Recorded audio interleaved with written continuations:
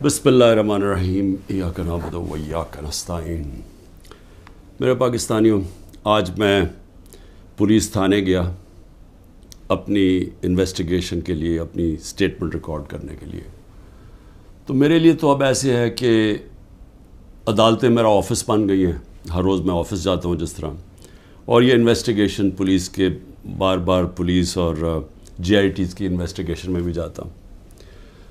मैं सिर्फ अपनी कौम को आज ये बताना चाहता हूँ कि मुझे इस दौरान मैं अल्लाह का शुक्र अदा करता हूँ कि ये जो मैं 14 महीने से गुज़रा हूँ, मैंने 27 साल पहले तहरीक इंसाफ शुरू तो की थी कि इस मुल्क में सबसे बड़ा मसला ये है कि इंसाफ नहीं है। मतलब इंसाफ का मतलब ये, इंसाफ अब याद रखें हमेशा कमज़ोर को चाहिए होता है। ताकतवर अपने आप को कानून से ऊपर रखता है।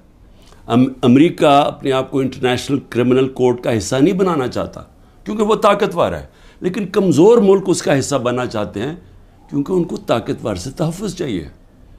जंगल के अंदर कमज़ोर को कोई तहफ़्फ़ुज़ नहीं मिलता, जो ताकतवर होता है बस उसका राज है। तो इंसानी माशरों के अंदर, जिस तरह मैं आपको बार बार ये चाहता हूँ आपके ज़हनों में चला जाए कि अल्लाह के सारे पैगम्बरों का असल मिशन ही इंसाफ था। और फिर से बता दूं, इंसाफ आज़ाद करता है इंसानों को, क्योंकि उनके हुकूक ताकतवर से उसकी जब तहफ़्फ़ुज़ देता है तो इंसान आज़ाद हो जाते हैं, और आज़ाद इंसान की परवाज़ ऊपर जाती है। एक इंसाफ के माशरे में अमन होता है, और अमन, इंसाफ और आज़ाद माशरे खुशहाल होते हैं। जो आज आप सारे दुनिया के माशरे देख लें, ये जो भी मगरब, यूरोप वगैरह, ये जो भी खुशहाली है वहाँ ये सारी चीज़ें हैं। इंसाफ है, आज़ाद हैं, अमन है, खुशहाल है। हमारा मसला ये है कि इंसाफ नहीं है। तो ये मेरी स्ट्रगल चली थी। तो इन 14 महीने में मुझे सही तरह अंदाज़ा हुआ है कि यहाँ तो बेचारा कमज़ोर पिस जाता है। यहाँ तो जो हमारा इंसाफ का निज़ाम है, उस बेचारा उसको तो वो बिल्कुल नहाता है, उसको माशरा बिल्कुल उसकी हिफाजत नहीं करता। मैं अपनी पार्टी को भी कहता हूँ कि जो अब हमारे से गुजर रही है, हमारे घरों में घुस घुस के, रिश्तेदारों के बच्चों को उठा के ले जाते हैं, औरतों को तंग बदतमीज़ी करते हैं। कईयों की जगह औरतें भी उठाई हैं, उनसे बदतमीज़ी की है, सेफ लूट लिए हैं, घर लूट लिए हैं, घर तोड़ दिए हैं, बिजनेसेस बंद कर दिए हैं। तो ये जो हमारे से हो रहा है, ये सारे कमज़ोर तबके से होता है पाकिस्तान में, जब वो ताकतवर के सामने उसका टाकरा होता है। आज अंदरूने सिंध आप चले जाएं तो जो वहाँ लोगों का कमज़ोर तबके का हाल है, मैं आपको यकीन दिलाता हूँ कि इंसानी माशरे में ऐसे लोगों को कोई नहीं रख सकता। यानी होता क्या है कि वो उनके ख़िलाफ़ जुर्म भी होता है, जुल्म भी होता है, और उन्हीं को फिर उनके ऊपर सज़ा भी मिल जाती है। ये हर जगह है। ये हमारा बदकिस्मती से पख्तूनख्वा में थोड़ा सा कम है, लेकिन जिस तरह आप नीचे जाते जाएं, पंजाब, फिर सदर्न पंजाब, फिर सिंध, वहाँ तो कोई कमज़ोर की कोई सुनने वाला नहीं है। तो हमारे लिए मेरा जो आज अज़म है वो और स्ट्रॉन्ग हुआ है और मजबूत हुआ है कि ये एक जहाद है इंसाफ की। क्यों अल्लाह के पैगम्बरों ने, सब ने इंसाफ के ऊपर बात की थी? क्योंकि ये इंसानों को आज़ाद करता है। हमारे लोग ग़ुलाम हैं। हकीकी आज़ादी इसलिए है। तो मैं अब तफ्तीश पे आता हूँ। तफ्तीश क्या थी जी? कि 9 मई को बहुत बड़ी साजिश हुई, और आप मुझे पूछ रहे हैं कि आप साजिश का हिस्सा थे। मैंने उनको कहा साजिश हुई, इसमें कोई शक नहीं, वो साजिश थी। लेकिन साजिश से फ़ायदा किसको हुआ और नुकसान किसको हुआ?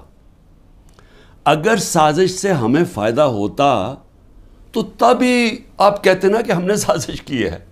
अगर साजिश की वजह से 10,000 लोग हमारे जेलों में हैं, सीनियर लीडरशिप जेलों में है, अब मेरे 200 पे केस पहुंचने लगे हैं, हमारे घर तोड़े जा रहे हैं, बिजनेसेस बंद की जा रही हैं, वो जेलों में से सिर्फ वो छूटते हैं जो कहें जी कि मैं आज तहरीक इंसाफ छोड़ रहा हूँ, अब वो निकल सकता है, और फिर सब कुछ माफ़ हो जाता है, सारे उसके केस ड्रॉप हो जाते हैं। तो सवाल मेरा ये है कि फ़ायदा किसको हुआ? फ़ायदा हुआ ये जो सारे मनी लॉन्ड्रर्स, یہ 30 سال سے جو ملک کو لوٹ رہے ہیں، جن کے پیسے باہر پڑے ہیں، جو کہ اربوں کھربوں پتی بن گئے جبکہ ملک مقروض ہو گیا ہے، یہ سارے جو آج اوپر بیٹھے ہوئے ہیں ان کو فائدہ ہوا ہے. اور ان کو فائدہ کس نے کروایا؟ ملک کی اسٹیبلشمنٹ نے. اور انہوں نے کامیابی سے اسٹیبلشمنٹ کو استعمال کیا، اور انہوں نے اس اسٹیبلشمنٹ کو ان کے ساتھ مل کے سازش کی. یہ سازش کبھی نہ ہوتی جب یہ دونوں مل کے نہ کرتے. اور بہت بڑی سازش ہمارے سے نہیں ہوئی، پاکستان سے ہوئی ہے. اب میں آپ کو بتاؤں سازش ہوئی کیسے. سپریم کورٹ کا فیصلہ آ گیا ہے کہ عمران خان کو غیر قانونی اور غیر آئینی طور پہ اٹھایا گیا، اغوا کیا گیا ہائی کورٹ کے اندر سے. یہ میں نے سازش کر کے اٹھوایا تھا اپنے آپ کو. میں نے تو نکلنے سے پہلے صبح کو جب مجھے اندازہ ہوا کہ یہ مجھے پکڑیں گے، حالانکہ میرے اوپر کوئی کیس نہیں تھا، میں سب پہ بیل میں تھا، جب مجھے پتہ چلا تو میں نے پہلے کہا کہ وارنٹ دکھاؤ اور مجھے پکڑ لو. تو کیا ضرورت پڑی تھی کہ ڈنڈے مار کے، چیزیں توڑ کے، شیشے توڑ کے، وہ بیچارہ رجسٹری آفس کے سٹاف کو مارا، وکیلوں کو مارا، میرے گارڈز کو بیچارے ان کو مارا. کیا ضرورت پڑی تھی؟ کیا کہ میں دہشت گرد تھا؟ تو جان کے یہ دنیا میں دکھانے کے لیے ویژلز یہ جو گئے ہیں کہ جس طرح مجھے وہاں سے پکڑ کے لے کے گئے ہیں. اور اس کے بعد پہلے سے ہی تیاری تھی کہ جو بھی رد عمل آئے گا وہ پہلے سے تیار بیٹھے تھے کہ انہوں نے یہ بلڈنگ چلانی ہے. اور میں انشاءاللہ جس دن انڈیپینڈنٹ انویسٹیگیشن ہوئی میں ثابت کروں گا. عسکری ٹاورز کا ایک گواہ ہے اور کوئی پتہ نہیں وہ ویگو ڈالا وہاں پہنچ جائے اور اس کو اٹھا کے لے جائے. اس کی پوری ریکارڈنگ ہے کہ وہاں کیا ہوا تھا. وہ کوئی تحریک انصاف نہیں تھی جب عسکری ٹاور جلایا گیا. اور کیا آج آئی جی پنجاب جو دندناتا پھر رہا ہے، کیا اس سے کسی نے نہیں پوچھ رہا کہ وہاں سے 2 گھنٹے لگ رہے ہیں، وہ لوگ آ رہے ہیں اور یا پروٹیسٹ کرنے کے لیے؟ کسی نے نہیں پوچھنا اس سے کہ جناب آپ کی پولیس کدھر تھی؟ ساری جگہ تو ٹیئر گیسنگ کر رہے تھے، ساری جگہ تو کھڑی تھی، ادھر کیوں نہیں گئی؟ اور کدھر گیا وہ سی سی ٹی وی کیمرہ؟ کیوں نہیں اس کی فوٹیج آئی سب کے سامنے؟ کیوں نہیں انڈیپینڈنٹ انکوائری ہوئی؟ کور کمانڈر گھر کی سازش تھی، اور انشاءاللہ یہ سازش آئے گی سامنے جب ہمارا موقف سنا جائے گا. میں نے انکوائری والوں کو بھی کہا جج دونوں طرف سن کے فیصلے کرتا ہے، ون سائیڈڈ فیصلے نہیں کرتا کہ ایک جج جوری ایکسیکیوشنر جناب آپ ہی فیصلہ کر لیں کہ جی یہی انہوں نے کیا اور ان کو پکڑ کے مارنا شروع کر دو، پکڑ کے لو اور ملٹری کورٹس بنا دو تاکہ کچھ چیز نکلے ہی نہ، جیسے مرضی سزا دے دو. تو میری اپنی قوم سے جو میں آج کہنا چاہتا تھا وہ یہ کہ اس کو جس طرح استعمال کیا گیا، یہ نہیں کہ انہوں نے تحریک انصاف کو پلان کر کے ختم کرنے کی کوشش کی ہے. یہ ہماری ڈیموکریسی ختم کر رہے ہیں. مجھے جو آج سوالوں سے چیز سامنے آئی وہ کیا تھی؟ مجھے کہتے جی آپ کے لوگ کیوں گئے وہاں، کنٹونمنٹ میں کیوں گئے، تو فلانی جگہ کیوں گئے، آپ نے پہلے سے تیار کیا ہوا تھا. میں نے ان سے پوچھا کہ جب مجھے کمانڈو ایکشن سے اٹھایا جا رہا ہے وہاں تو کدھر جانا تھا لوگوں نے پروٹیسٹ کرنے؟ تو اس کی باتوں سے مجھے یہ لگا کہ آپ کو پرامن احتجاج کرنے کی اجازت نہیں ہے کہیں جی ایچ کیو کے سامنے یا کنٹونمنٹ کے سامنے. مجھے بتائیں آئین میں کدھر لکھا ہوا ہے؟ کہیں آئین میں لکھا ہوا ہے تو میں مانوں کہ میں نے قانون توڑا ہے. آئین میں لکھا ہوا ہے کہ آپ کا حق ہے، ہر پاکستانی کا حق ہے کہ جب ناانصافی ہو، سمجھے، ناانصافی کے خلاف آپ پروٹیسٹ کر سکتے ہیں پرامن طور پہ. یہ آپ کا آئین کا حصہ ہے. اور ناانصافی ہوئی تھی، سپریم کورٹ نے کہا کہ ناانصافی ہوئی ہے. سپریم کورٹ نے اپنے فیصلے میں کہا ہے کہ غیر آئینی اور غیر قانونی طور پہ عمران خان کو اٹھایا گیا. اور پھر جس طرح ذلیل کر کے مجھے اٹھایا گیا، تو کیا یہ بھیڑ بکریاں تھیں؟ یہ تحریک انصاف کے جو لوگ تھے وہ بھیڑ بکریاں تھیں، چپ کر کے بیٹھ جاتی؟ کیا انہوں نے غلط کیا تھا کہ اگر وہ پرامن احتجاج کے لیے نکلے تھے؟ جی وہ جو جیو فینسنگ میں وہاں بھی پہنچ گیا نا، وہ بھی ساروں کو جیلوں میں ڈال دیا. اس کا مطلب آپ یہ کہہ رہے ہیں کہ آپ ساری جگہ احتجاج اگر کر سکتے تو کریں، لیکن کہیں بھی کنٹونمنٹ کے اندر جی ایچ کیو آپ اس کے سامنے احتجاج نہیں کر سکتے. آپ ذرا غور سے سمجھیں کہ اس کا مطلب کہ آپ نے کہا ہے کہ اگر وہ قانون توڑیں بھی تو وہ قانون سے اوپر ہیں. آپ یہ مطلب ہو گیا نا اس کا. میرے اوپر ایک کیس کیا ہے کہ میں نے ملک سے غداری کی. ملک سے کیا غداری کی کہ جنرل فیصل نصیر کو میں نے کہہ دیا ڈرٹی ہیری, اور میں نے اس کو کہا کہ یہ ذمہ دار ہے میرے قتل کا کرنے کی کوشش پہ. اس کو کہا جی آپ نے ملک سے غداری کر دی. اس کو ملک سے غداری کہہ رہے ہیں. سو اس کا مطلب یہ کہ یا تو وہ جنرل فیصل نصیر قانون سے اوپر ہے, یا آپ نے اس کو لائسنس دیا ہوا ہے کہ وہ کسی کو قتل کر دے, یا تو یہ مطلب, اور یا یہ کہ ہماری جرت کیسے پڑی, کہ ہم کوئی کمی ہے اس ملک میں, کیا ہماری کوئی حیثیت ہی نہیں ہے کہ میں اپنی ایف آئی آر نہیں کٹوا سکتا جو میرا ملک کا قانون مجھے حق دیتا ہے. بھئی مجھے سے وہ پہلی جے آئی ٹی میں پوچھتے جی خان صاحب آپ کے پاس پروف کون سے تھے کہ یہ فیصل نصیر نے کروایا. میں نے کہا آپ نے جو کوئٹہ میں 4 گھنٹے جو وہ قتل ہوا ہے وکیل, اس کے اوپر تفتیش کی تھی, کوئی ثبوت ملے تھے جب میرے اوپر 302 کا قتل کا پرچہ ڈال دیا؟ کیا جب ذلِ شاہ جب مرا تھا تو 3 دن میرے اوپر 302 جب قتل کا پرچہ لگایا تھا, آپ نے تفتیش کی تھی؟ تو جب ایف آئی آر کا مطلب ہوتا ہے فرسٹ انویسٹیگیٹنگ رپورٹ, تو جب وہ تفتیش ہوگی تو پتہ چلے گا نا. تو میرا سوال یہ ہے کہ برطانیہ میں جو سب سے مقدس جگہ ہے وہ ہے prime minister house, 10 Downing Street. ہر دوسرے دن وہاں احتجاج ہوتا ہے, پرامن احتجاج ہوتا ہے. کبھی کسی نے اس کے اوپر روکا ہے؟ تو مجھے یہ بتائیں کہ جب رینجرز کو دیکھ رہے ہیں مجھے اٹھا رہے اور کمانڈوز, تو کیا لوگوں نے کدھر جانا تھا؟ احتجاج ہی کرنا تھا نا. سوال یہ کیوں نہیں پوچھتے کہ وہ لوگ جو 25 لوگوں کو گولیاں سے مارا گیا, وہ لوگ جن کی نوجوانوں کی ٹانگیں چلیں گی, 3 لوگوں کی ٹانگیں کٹی, جو بستر پہ ہے, جو کمر پہ گولی لگی پیرالائز ہو گیا, وہ کیا پاکستانی نہیں تھے؟ ان کو کوئی حقوق نہیں ہے, ان کا کوئی نام ہی نہیں لے رہا کہ جی کور کمانڈر ہاؤس جلایا. ہم سب اس کے ہم مذمت کرتے ہیں. میں نے اپنی ججمنٹ میں لکھا ہوا ہے چیف جسٹس نے کہ عمران خان کو جب پہلی دفعہ, جب میں عدالت میں پہلی دفعہ مجھے پتہ چلا کہ ہوا کیا ہے, میں نے اسی وقت مذمت کی, اور میں نے کہا 27 سال میں نے ہمیشہ اپنی پارٹی کو کہا ہے کہ اپنے قانون کے بیچ میں رہنا ہے. میں نے کبھی اس ملک کا قانون نہیں توڑا, اور میں آج پھر کہتا ہوں کہ یہ جو کیا جا رہا ہے, یہ جو انکوزیشن ہے, یہ انصاف نہیں ہو رہا, ون سائیڈڈ ہے. کہ فیصلہ کر لیا کہ جناب آپ نے تحریک انصاف کو ختم کرنا ہے, تو ساری پارٹی کو, کتنے لوگ تھے جو یہ جو جدھر جو گھر جلیا, بلڈنگ جلی ہیں, کتنے ہوں گے؟ 100, 150, 200, 300, 400, 1000 ہوگا. تو 10,000 لوگوں کو کس طرح اندر ڈال دیں, اور پھر ان کو موقع دیں کہ وہ بتائیں تو صحیح کہ ان کی سائڈ کیا تھی. دوسرا کام جی 164 کے بیان لیے جا رہے ہیں. جو جیلوں کے اندر لوگ ہیں, جو خاص طور پہ جن کو انہوں نے سمجھا جی جیو فینسنگ میں آ گئے, ان سے بیان کیا لیا جا رہا ہے؟ میرے سینئر لیڈرشپ جو جیلوں میں ہے کہ جی 164 کا بیان دیں کہ عمران خان نے ہمیں حکم دیا تھا کہ وہاں جا کے گھر جلاؤ. یہ عمران خان کا حکم ہے, یہ ان سے بیان لے رہے ہیں. پہلے تو قانون کے اندر یہ سمجھ جائیں کہ جو وعدہ معاف گواہ ہوتا ہے اس کو گرگٹ کہتے ہیں قانون میں.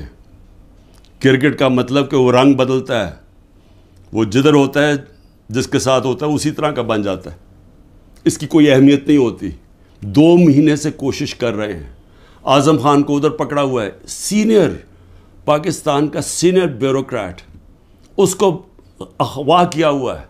اس سے پوچھ رہے ہیں کہ عمران خان کے خلاف کوئی بیان دو, کوئی 164 کا وعدہ معاف گواہ, اور لوگوں کے اوپر پریشر ڈال رہے ہیں جس کو پکڑا ہوا کہ جی اس کے خلاف بیان دو. میری جو بھی یہ لوگ لگے ہوئے کر رہے ہیں, میں صرف ان کو ایک پیغام دینا چاہتا ہوں کہ اس ملک کا سوچیں, اس کو تباہ نہ کریں. یہ جو آپ کرنے جا رہے ہیں کہ سب سے بڑی پارٹی جو اکثریت پبلک جس کے ساتھ کھڑی ہے, اور اکثریت کا مطلب 70-80% پبلک آج جس کے ساتھ کھڑی ہے, اس کو عمران خان کو ختم کرتے کرتے ملک کی جمہوریت, ملک کی آزادی, ملک کی ادارے, ملک کا آئین, اس سب کو آپ ختم کرتے جا رہے ہیں. اور اس سے قومیں بچتی نہیں ہیں, خاص طور پہ جو اخلاقیات ختم کر رہے ہیں. ساری morality ختم ہو گئی ہے. کیئر ٹیکر گورنمنٹ پہ وہ بیٹھے ہوئے ہیں, وہ ٹی وی پروگرام پہ کہہ رہے ہیں, ٹی وی پروگرام کے شرم بھی نہیں آ رہی کہ کیئر ٹیکر کا مطلب ہوتا ہے غیر جانبدار, نیوٹرل. وہ کہہ رہے ہیں جی ہم نے بانٹا تھا کہ اس کو اتنے نمائندے اے این پی کے آئیں گے, اتنے جے یو آئی کے آئیں گے اور اتنے فلانے کے آئیں گے. تو یہ تو یعنی اگر ہماری, مجھے افسوس ہے عدالتوں میں بڑا پریشر ہے, لیکن اسی کے اوپر سو موٹر ایکشن لیں کہ کیسے کیئر ٹیکر گورنمنٹ ہو سکتی ہے جو کہ تینوں پارٹیز کی بن گئی ہے. ہم اپنی گورنمنٹ گرا رہے ہیں, آئین کے مطابق کیئر ٹیکر آنا ہے, یہ آ کے بیٹھ گئے اور ہر قسم کی کرپشن ہو رہی ہے. آج کوئی فکر نہیں پڑی نیب کو کہ کرپشن کدھر ہو رہی ہے, کوئی ایف آئی او کو فکر نہیں ہے. ملک کھلے عام کرپشن ہو رہی ہے آج, اور صرف لگے ہوئے ہیں کہ جی کسی طرح اس پارٹی کو ختم کریں. تو میں صرف ایک تو یہ کہنا چاہتا تھا آج کہ میرا یہ جو ہوا ہے آج تفتیش, مجھے حیرت ہوئی کہ وہ یہ, بلکہ وہ ان کے ایسے وہ بول رہے تھے جیسے کہ آپ احتجاج بھی کرنا آپ کے لیے آپ نے کوئی غداری کر رہا ہے ملک کے ساتھ, تو پھر جمہوریت ختم کر دیں, کہہ دیں مارشل لا لگ گیا, کہیں کہ پھر جناب جو مرضی وہ فیصلہ کریں گے وہ کریں گے. لیکن جمہوریت کے اندر ہمارا حق ہے کہ ناانصافی جب ہمارے سے ہوتی ہے اور سپریم کورٹ نے کنفرم کیا تو اس کے بعد ہمارا رائٹ ہوتا ہے پرامن احتجاج. اور میں پھر سے کہتا ہوں کہ جن لوگوں نے جلایا تھا کور کمانڈر گھر یا جو بھی جلائی ہیں بلڈنگز, ان سب کے اوپر ایکشن لینا چاہیے. میں سب سے پہلے کہتا ہوں, اور ہمیں کوئی انفارمیشن ہو ہم بھی آپ کی مدد کریں گے ان کے اوپر ایکشن لینے کے لیے, کیونکہ ہم نے نہیں کیا. دوسری چیز ہی اسرائیل آیا جی, اسرائیل کے اوپر ایک گورنمنٹ منسٹرز کہہ رہے ہیں کہ جی دیکھیں عمران خان کے, اسرائیل نے عمران خان کے لیے سپورٹ کر دیا. پہلے تو یہ ذرا میرے بیان سن لیں, یہ جب میں پرائم منسٹر تھا, یہ میرے بیان صرف یہاں نہیں ہیں, 2 پاکستان میں بھی ہیں اور امریکہ کے اندر جا کے میں نے یہ بیان دیا ہے. یاد رکھیں امریکہ کے اندر سب سے تکڑی لابی اسرائیل کی لابی ہے. امریکہ کے اندر سننے کے میں نے بیان کیا دیا, اور پاکستان میں بھی پرائم منسٹر ہوتے ہوئے. Next questioner. There's been talk about Pakistan forming relations with Israel, and we know the winds of change are blowing through the Middle East. Is this in the cards, and why? I'm afraid I don't know where this has come from. It's not. Pakistan has a very straightforward position, and it was a founder of Pakistan, Quaid-e-Azam, Muhammad Ali Jinnah, who was very clear that, there has to be a just settlement, a homeland for Palestinians, before Pakistan can recognize Israel. جو بھی کوئی ملک کرے, ہمارا تو موقف بڑا clear ہے, اور ہمارا موقف قائد اعظم محمد علی جناح نے 1947 میں کلیئر کر دیا تھا, 1948 میں, کہ ہم اسرائیل کو کبھی تسلیم نہیں کر سکتے جب تک فلسطینوں کو ان کا حق نہیں ملتا, ان کو ایک جسٹ سیٹلمنٹ نہیں ہوتی. جو 2 نیشن تھیوری تھی پیلسٹینین کی کہ ان کو پورا ایک ان کی اسٹیٹ ملے جو کہ پیلسٹینین فیصلہ کریں, ٹھیک ہے. جب تک وہ نہیں ہوتا, اگر ہم وہ تسلیم کر لیتے ہیں تو ہمیں پھر کشمیر کا بھی, ہمیں ایگزیکٹلی سچویشن کشمیر کا ہے تو ہمیں وہ بھی گیو اپ کرنا چاہنا چاہیے. تو اس لیے پاکستان نہیں تسلیم کر سکتا اسرائیل کو. اب امریکہ میں میری بیان کی کیا اہمیت ہے, کیونکہ یہ جو 2 ہیں نا, نواز شریف اور زرداری یا ان کے بچے, میں چیلنج کرتا ہوں کہ یہ جا کے امریکہ کیا پاکستان میں بیان دے دیں ان کے خلاف, لیکن امریکہ میں جا کے دیں. یہ میں کہتا ہوں کہ ان کی اتنی جرت نہیں تھی کہ جب امریکہ نے اور ہندوستان نے مل کے موڈی کے دورے پہ امریکہ جب جوائنٹ سٹیٹمنٹ دی اور انہوں نے کہا کہ پاکستان کا نام لیا, بائیلیٹرل ٹاکس میں پاکستان کا نام آتا ہے کہ جی پاکستان کراس بارڈر ٹیررزم کر رہی ہے اور پاکستان کو بند کرنی چاہیے. کسی کا بیان نکلا کسی کے منہ سے, کہیں وہ بیٹھا ہوا نواز شریف کہ اس کے منہ سے کوئی آواز نکلی, کہیں زرداری کے منہ سے کوئی آواز نکلی؟ نہیں نکلے گی. جب 400 ڈرون اٹیک ہو رہے تھے پاکستان میں, جو دنیا میں کوئی مثال ہی نہیں ہے کہ آپ جس کے لیے جنگ لڑ رہے ہیں وہ آپ کے ملک میں ڈرون اٹیک کر رہے ہیں, ان کے منہ سے ایک لفظ نہیں نکلا. اور میں آج اپنی اسٹیبلشمنٹ سے پوچھنا چاہتا ہوں کہ آپ ان لوگوں کی آج حمایت کر رہے ہیں جن کے اربوں روپے نہیں ڈالر باہر پڑے ہوئے ہیں. یہ کبھی بھی ایک لفظ نہیں کہیں گے ان لوگوں کے پاس جن کو پتہ ہے کہ وہ کسی وقت ان کے، جس طرح وہ روسیوں کے اب ڈالر ضبط کر رہے ہیں نا، ان کی روسیوں کی پراپرٹیز جب سے جنگ ہوئی ہے ضبط کر رہے ہیں، وہ کبھی بھی ان کے ڈالرز، کیونکہ چوری کا پیسہ ہے اور اربوں ڈالر پڑا ہوا ہے ان کا باہر، یہ کبھی ان کے خلاف بات نہیں کریں گے، یہ اپنے ملک کے لیے کبھی کھڑے نہیں ہوں گے. یہ تو ان کو تو ہندوستان سے جان جاتی ہے، کیونکہ ان کو پتہ ہے کہ ہندوستان کی اور اسرائیل کی لابی بڑی مضبوط ہے امریکہ میں، تو یہ تو کبھی بھی نہیں ملک کے لیے سٹینڈ لے سکتے. تو ان کی جو بیکنگ کی جا رہی ہے، میں یہ سوال پوچھتا ہوں کہ آج عمران خان کو تو دہشت گرد ثابت کرنے کی کوشش کی جا رہی ہے. مجھے یہ بتائیں کہ کبھی عمران خان نے ایسی حرکت کی کہ امریکنوں کو میسج بھجوایا جائے اپنے ایمبیسڈر حسین حقانی کے ذریعے میمو گیٹ کے اندر، وہ جو میمو گیٹ تھا، امریکنوں کو کہہ رہا ہے کہ ہماری فوج سے ہمیں بچا لو، اس کو آج پرائم پوزیشن میں بیٹھا ملک کے فیصلے کر رہا ہے. اور دوسرا، جس کو اتنا پیار تھا مودی کے ساتھ کہ اس کو گھر پہ شادی پہ بلا لیا، جبکہ وہ پاکستانی فوج کو پاکستان کے آرمی چیف کو دہشت گرد کہہ رہا تھا مودی. وہ کہتا پرائم منسٹر ٹھیک ہے لیکن وہ تو پتلا ہے، دہشت گرد پاکستانی فوج کو کہہ رہا تھا. ڈان لیگز کے اندر کیا ہوا؟ وہی کہہ رہا تھا نا کہ ہم تو بے بس ہیں جناب، ہماری فوج دہشت گردی کر رہی ہے. وہ لوگ آج ملک کے فیصلے کریں اور وہ بیٹھ کے باہر بیٹھ کے اپنے بڑے بڑے محلات کے اندر، اربوں روپے کی پراپرٹیز کے اندر وہ بیٹھ کے جناب وہاں فیصلے کریں کہ جی ملک میں کیا ہوگا، ملک میں الیکشن کب ہوگا، وہ فیصلے کریں. اور یہاں کیا نظر نہیں آ رہا ہماری اسٹیبلشمنٹ کو؟ آپ کو نظر نہیں آ رہا کہ یہ کر کیا رہے ہیں اس ملک کے ساتھ؟ کیا ان کا انٹرسٹ ہے پاکستان سے؟ کیا جب مشکل پڑی یہ ملک سے باہر نہیں بھاگے؟ کیا اسٹیبلشمنٹ نے خود، میں گواہ ہوں جتنی دفعہ مجھے انہوں نے ان کی کرپشن کے کیسز بتائے ہیں، میں گواہ ہوں جب جنرل باجوہ نے بتایا کہ انہوں نے فلانے ملک سے کتنی کمیشن اربوں ڈالر کی کمائی، میں گواہ ہوں کہ جب انہوں نے بتایا کہ یہ آصف زرداری کے جو کیسز ہیں، یہ شروع کی بات تھی، بعد میں تو ڈیلنگ کر لی انہوں نے. جنرل مشرف نے جب اس کا نیب کا پہلی دفعہ جو چیئرمین بنا جنرل امجد، مجھے بریفنگ دی گئی کہ ان کی کتنی پراپرٹیز ہیں ملک سے باہر. یہ تو پکڑی گئی ہے نا ایون فیلڈز کی اور 2-3 اور، باقی کتنی پراپرٹیز ہیں؟ میں بات کر رہا ہوں تب کی، آج سے 20 سال پہلے کی. اس کے بعد جو لوٹ مار انہوں نے 10 سال کی وہ اس کے اوپر ہے، اور آج جو کر رہے ہیں. تو کوئی ہمیں فکر نہیں ہے کہ ہمارا ملک بینکرپٹ ہو چکا ہے اور ہم آج انجینئرنگ کر رہے ہیں ہماری اسٹیبلشمنٹ کہ یہی لوگ پھر واپس آ جائیں؟ تو کوئی فکر نہیں ہے ملک کی. کیا یہ عمران خان نے کوئی ٹھیکہ لیا ہوا ہے کہ وہ سارا وقت یہ سارا برداشت کرے یہ جو ہو رہا ہے آج، اور صرف وہی اسی کے اوپر سارا رکھے کہ جی اس کو کسی طرح دبا دو؟ کس کا فائدہ ہے اس میں؟ اور اس لیے میں آخر میں صرف یہ کہنا چاہتا ہوں کہ دیکھیں یہ بڑی خواب ہے پاکستان کی، بڑا، اس کے لیے بہت بڑے ذہن تھے علامہ اقبال، اس کے لیے جس نے کس طرح کی سٹرگل کی، وہ بہت ہی بڑے لیڈر تھے، قائد اعظم.